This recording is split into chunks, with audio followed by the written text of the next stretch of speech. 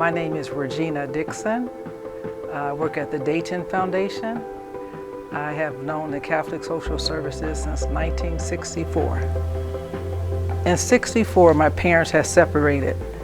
We were originally from Buffalo, New York, 7 of my siblings, and we came to the Dayton area to live with my great uncle. My mom and dad had a very violent relationship, so we had to leave without him knowing it, unexpectedly. So we came to Dayton. I was 7 years old, and my mom's best friend had a station wagon. And so as my dad went to work that morning, my mom and her friend, they had already collaborated how to escape that type of environment. My mom had packed all of our clothes up in her sewing machine. That's all she had, and her 7 children in the back of her friend's station wagon. We didn't know where we were going to go at that time, but she knew she had our great uncle, her uncle, that lived in the Dayton area. So she and her friend and her 7 children, they drove to the Dayton area, and we lived with our uncle for several years. At the time, my mom didn't have a high school education or no type of training, just domestic work. She had became familiar with some of the neighbors in our community who had introduced her to the Catholic Social Services.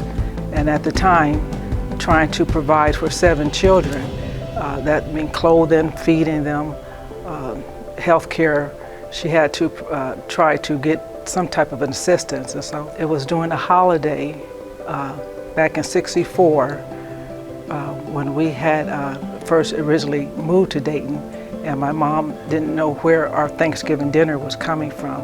And I remember a lot of individuals that came in that I didn't know or recognize who they were. They just had bought abundance of bags of food and turkey and all kind of the trimmings, and that provided us with a Thanksgiving meal. And that's when I realized the services that the Catholic Social Service provided for the community. It felt so overwhelming, like, why are these people helping us and we don't even know them, but they were so generous. And I remember them just bringing in bags of different groceries, and we just wonder, like, why are they helping us? And they don't even know us, you know, but they were so generous, and the generosity that was shown, it just always, that 15 minutes of bringing in groceries just always stuck with me. And I always just felt like if I ever had the opportunity that I would try to always give back. As I grew older and always reminisced back to that day,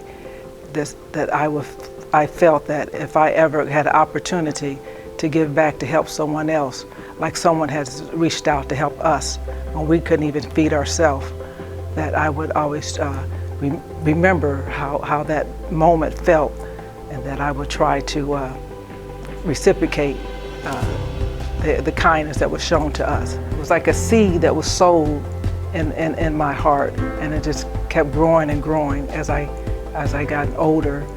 And it's something that is just blossomed that I have to try to give back.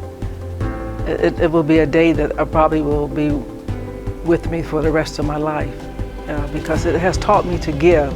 There are people out there that really can help change your life and change it for the better, for that one moment, you know.